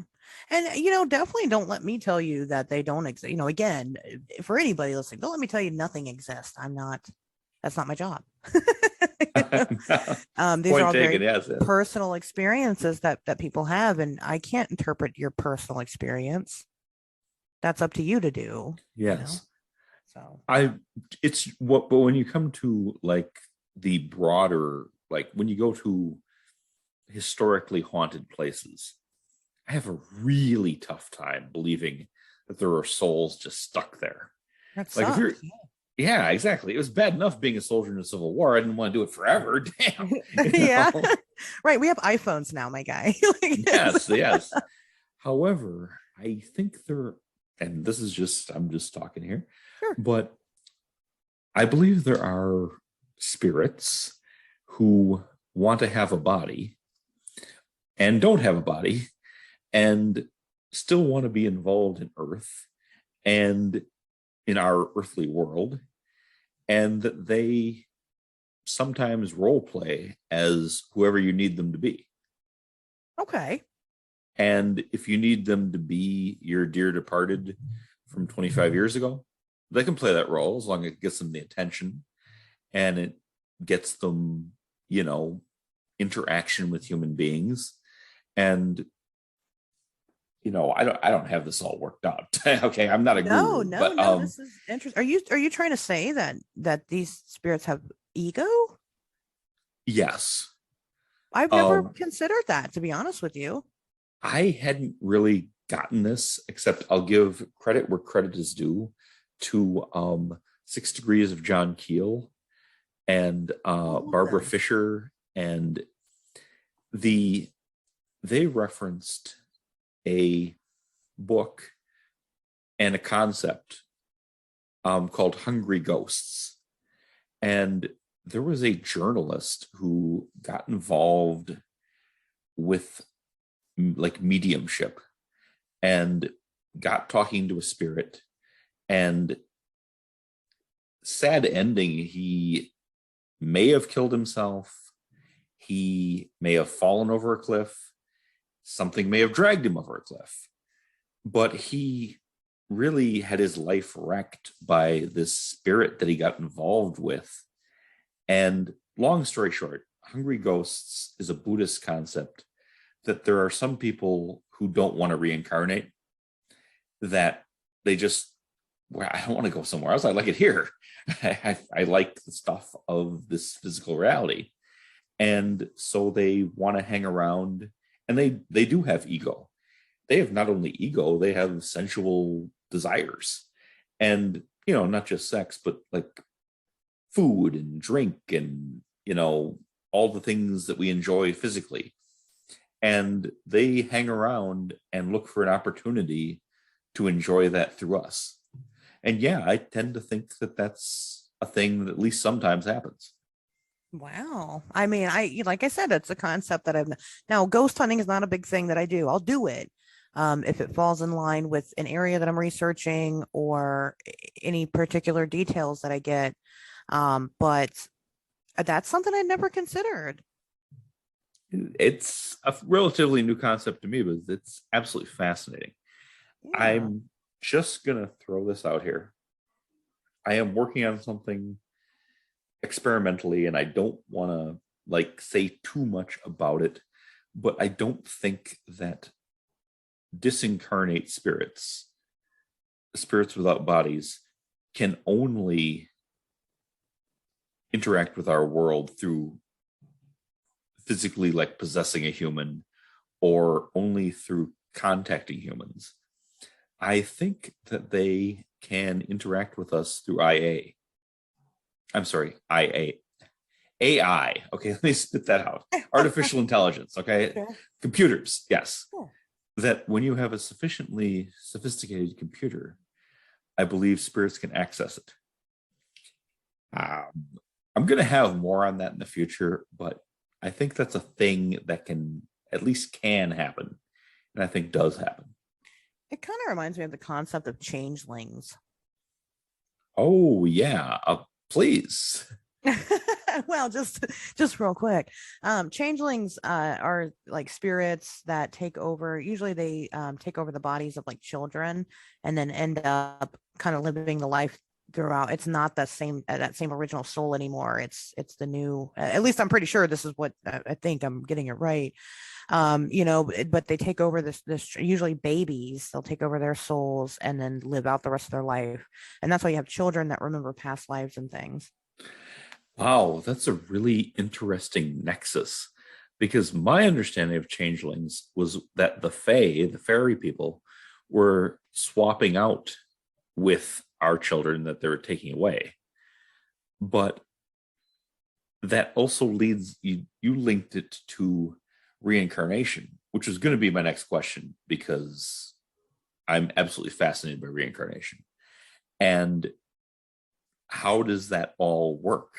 I don't pretend to know, but somehow the Fae are connected with death, and past lives mean there have been previous deaths. And Right. it's one of those things where I don't think anybody really understands it until they die, and then you're kind of like, oh, so that's how it works. No kidding. Yeah. I don't believe that any of the religious systems fully can tell you this is the step-by-step process that happens. I agree. But I am absolutely, I've never seen those two things connected. But I've been hearing a lot lately through the work of Joshua Cutchins and others that the Fae are, and when I say the Fae, I'm including aliens may be the Fae, and this all may be interconnected. Right. But it all somehow relates to like the processing of souls through the dying process and whatever comes after that. Okay. And they're probably, in my opinion, for what it's worth, there's probably a very like mundane process to it, that you die and somebody comes and gets you and puts you somewhere else, or something else happens. And it's something that I don't think anyone has 100% knowledge of what really occurs. Sure. I mean, I've, as far as I'm concerned, I haven't died yet. I've died metaphorically a couple of times in my life, but physically, I haven't died. But I have been fascinated with near-death experiences since two incidents happened in my life. I had a very good friend who has been proclaimed legally dead 3 times. Wow. Yeah, and all 3 times, I asked what happened. Nothing happened. I just woke up and I was back. I didn't even know I was dead. And that was horrifying to me. That concept. I mean, I guess it's probably the best way this could play out for everybody, right? You just die and you don't even know that you're dead. But that's still very scary, because, that just shows how very finite our time is, really. But my grandmother, while she was dying, she had an incident where she was in the hospital and she wasn't supposed to live. But then she did for another month afterward. And she wasn't, I'm not going to say she went crazy or anything, but she would have these weird incidences where they were just very strange. One time she called my aunt, and my aunt answered, and she was like, what do you need? And she was like, why don't you just come in the house? And she's like, what do you mean come in the house? She said, well, you're just standing around outside. Why don't you just come in? Nobody was outside, but my grandmother saw what she thought was my aunt standing outside. And she also had a second incident where she kind of started laughing again, a couple of my aunts. I got a big family. We're Italian. She started laughing with my aunts, and they're like, oh, what's so funny? She was like, that little thing sitting beside you, it's just, man, that's real funny looking. And she's like, what do you mean? And what she described was E.T. from the E.T. Oh, wow. movie. Yeah. And but he is a benign character too, I mean, he's not something scary. No, he's not. Right. And she was having a good time with E.T. Was she hallucinating? Some people say you hallucinate while you're dying. There was just this new study released saying that your life does flash before your eyes, or at least you have a lot of brain activity that suggests that it is while you're dying. It got me fascinated with people's near-death experiences, and not just near-death experiences. I want people's experiences right before they go. And that's hard. That's hard to gather, because it's I hard bet. to talk Yeah. about. and so it was interesting. Then one of my aunts recently, she had an issue. She was in the hospital. She lived, but we all thought for sure she was not going to. And I was talking to my other family members, and I felt kind of like an asshole, but I wanted to know. I was like, did she? Oh, there's nothing wrong with asking that. Did she know that she was going to die? Did she say anything to anybody? My grandmother, before she even went to the hospital for the first incident, sat one of my aunts down, told her, I'm dying. Well, what do you want? Started planning. That was like the best gift my grandmother left everybody, was she planned her entire funeral, everything perfectly. But again, this was before she even had any health issues, did this, and so to me, I'm fascinated with what happens there, but I don't dabble too much in death because, again, I haven't died, and I hope that I don't die anytime soon. But I think it's telling what people experience before they die for what kind of prepares us going forward. Yes. So I guess that was going to be my next question. So you believe you've only had this one life? You don't think you've ever lived before? I don't think too much about it, to be honest. Okay. And that's perfectly, hey, that's totally valid, I only ask because I'm roughly 100%. Okay, I'll settle for 98% sure that I have lived before.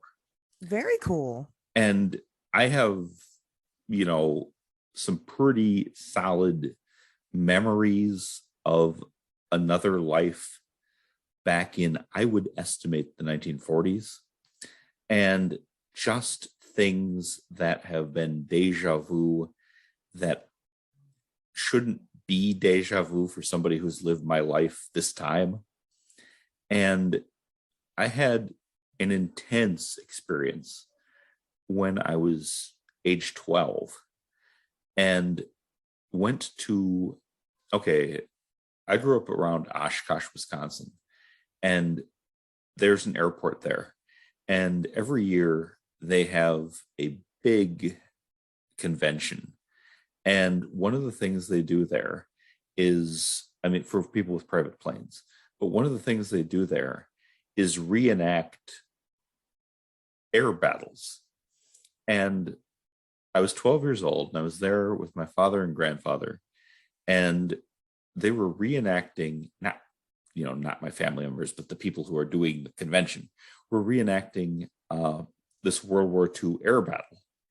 And these two old timers, World War II veterans, were on stage narrating what was happening. And I'm 12 years old, and I have this intense experience that I can't really tell anybody about, but that it was so unfair that these two guys got to sit on stage and tell their story. And I was there too. And why the hell don't I get to tell my story? Well, because you don't have a story because you're a 12-year-old boy, okay? Sure. But no, I was in World War II, and I was in a battle like that, and I died, and that happened. And it was just so clear to me that and of course, obviously I have no proof whatsoever that would stand up to anything. But in my heart of hearts, I just absolutely believe that I did die in World War II the first time. And I don't even know if it's the first, but the last time, okay? Sure. That I was in the military in World War II, and I died in the ocean. And that has influenced my whole life. And there were so many things that didn't make any sense, except if that happened, then it would make total sense. And I've never had recurring dreams, but when I was a child, I had a series of recurring dreams. And the next part might sound a little weird to people, but if you're listening to this, you're probably into stuff like that, so it'll be okay. Sure. I'm excited for it. I had this recurring dream as a child. I say child, I'm talking about the age of maybe 6, okay? That I was Popeye the Sailor, okay? I don't know if anybody is old enough to get that reference. He's a cartoon. He's Popeye the Sailor Man. Okay. And I dreamed I was Popeye the Sailor, and I died, and I went to heaven, And there were these like beautiful ethereal angels there. But I was this rough, gruff sailor. And so I was sent back to Earth from heaven and dropped into a field and like kind of just fall straight out of heaven and land in the field. And like, yeah, you're going to need another try. You're not coming in this time. And I had that dream repeatedly. I don't have repeat dreams. Well, I'm 51 years old, and that's the one I remember from 45 years ago. So yes, I don't have repeat dreams. But the idea that I was this sailor man and then died and went to heaven, but could not enter, and so was returned to Earth, had that one over and over. And that has stuck with me and has, you know, formed kind of my belief system, such as it is to this day. So there's that. I think that's really fascinating. You know, one person that I've become close to, he actually believes that he is a person who died during the Silver Bridge collapse. Oh, wow. Yeah. And, you know, it's kind of, he has the largest Mothman collection I've ever seen in my entire life of just everything to do with that event, with Flap. I mean, he's got it all. It's very impressive. So it's not like I haven't come across people that, you know, have those memories. I mean, why do you think that you have that and like I do not? Because I subscribe to the idea of numerology. You know, I don't want to say, because I mean I subscribe to astrology a little bit, but I find that numerology has been extremely accurate for me. Why do you think that you remember a past life and I don't? Well, and I'm just speculating. One, I also am fascinated by numerology. That's something I really want to learn more about. And I don't discount astrology if it's done by somebody who's within a like centuries old tradition. Then I think there's a lot to it. Yeah, you know, is. not That's the crap in the newspaper, you know. That's why I don't dabble in it. It's just too much. Yes, numerology is easier. If I had to like guess, I would say probably because the past life I recall involves a sudden violent death. Okay. And maybe that leads to another life where you finish off how much allocated time you had. I'm just guessing. Sure. But if you live to be 100 and die of old age, maybe you don't get it. I don't know. That's one answer. I also tend to believe that we all live over and over and over. And that is in part because of things that little children, and including my own, have said, who are not, they're adults now, but things that my daughter spoke very early and said some stuff that made it sound like this was not her first time around either. Sure. I think there's a natural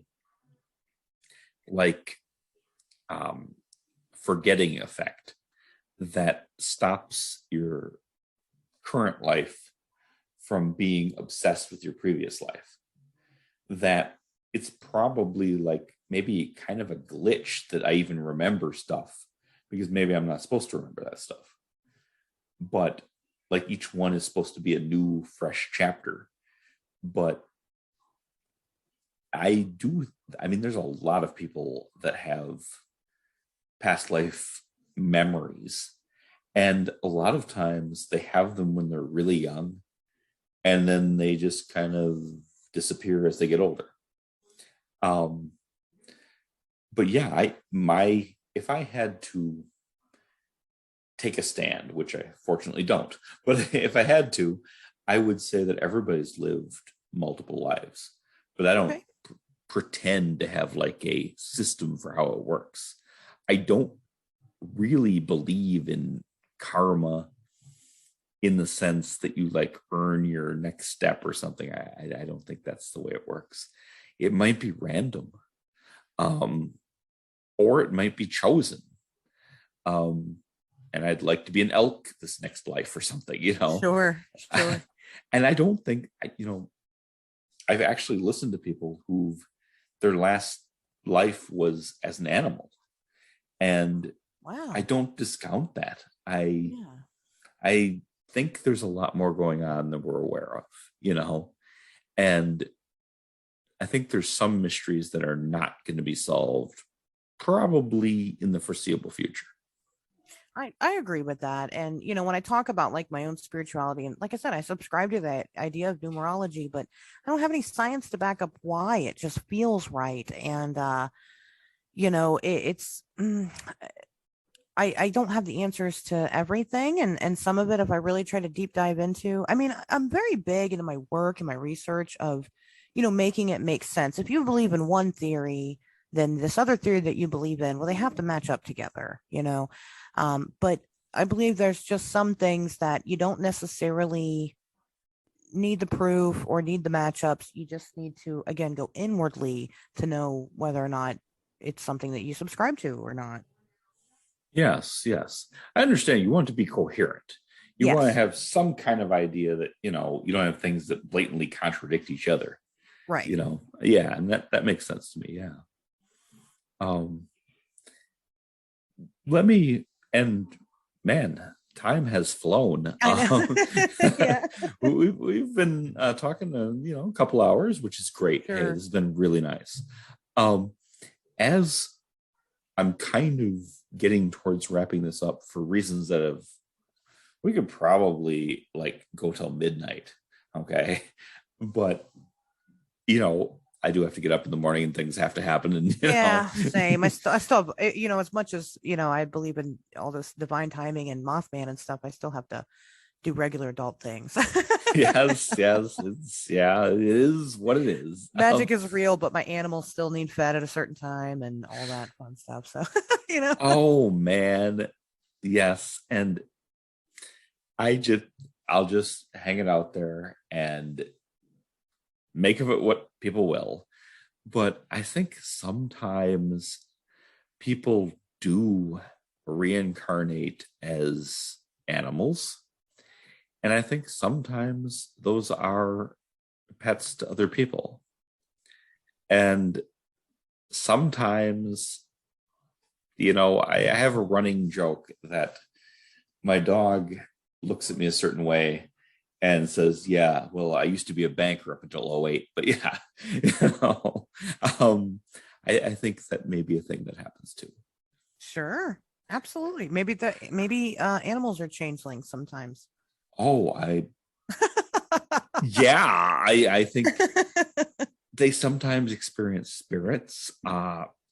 He has this thing where he's this little dog and he's very calm, but every once in a while he'll get what I call the spirit of the wolf, and he'll just charge through the house like he's this great big Dog. lichen. Yes, he's gonna tear everything apart, and they're like, oh boy, he's got the spirit of the wolf. This will be caused out of nowhere. He just kind of come out of nowhere. Oh, I love that. It's a nice thing. Just as we're kind of wrapping things up, do you think, or which of these do you think any of these mysteries will be solved in our lifetimes? And if so, like which ones would you think are most likely? Oh man. I'll just put you on the spot, no problem. Right. Yeah. Just super easy question to answer here. You're only asking me about everything pretty much. No, I would like to believe that yes, things will advance. What will it be? I think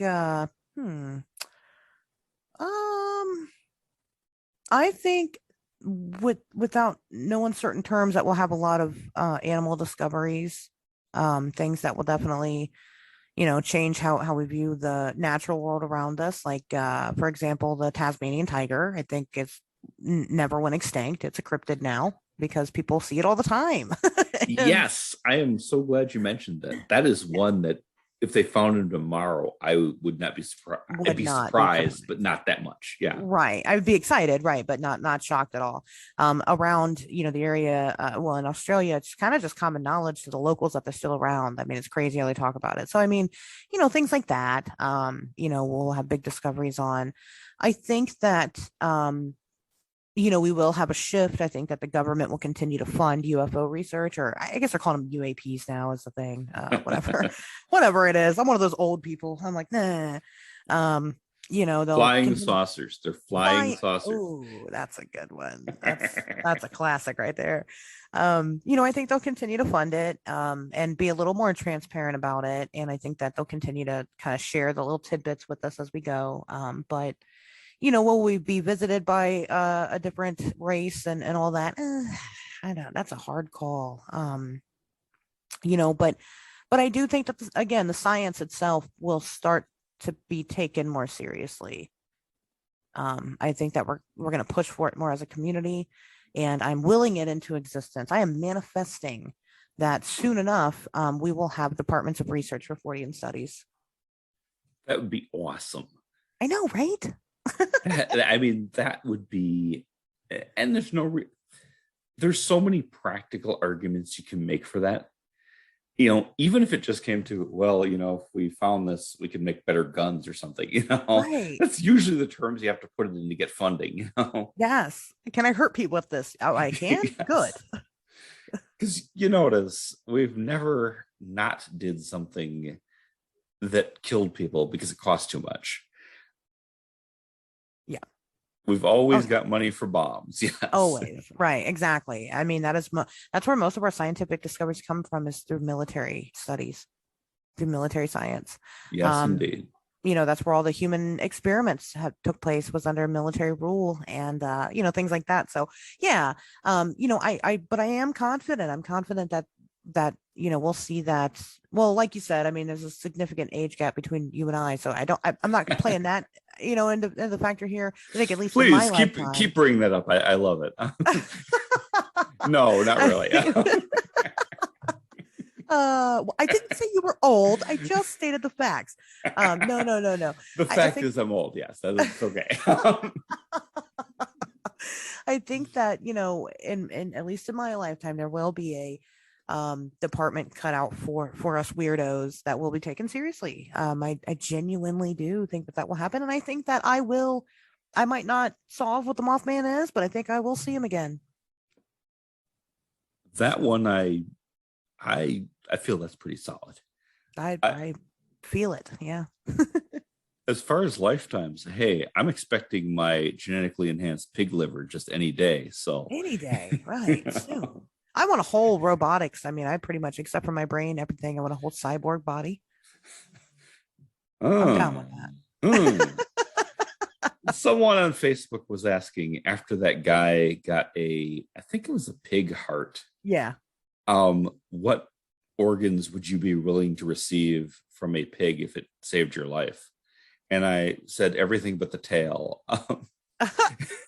Can you imagine going to the doctor? The doctor's like, everything's fine except you need this pigtail attached to you. I mean, if that's the lifesaver, then yeah, fine, I'll deal with it. Yeah, I'm not concerned. Yeah, I'll take pig organs. That's fine. I'm selfish. Listen, I want to live.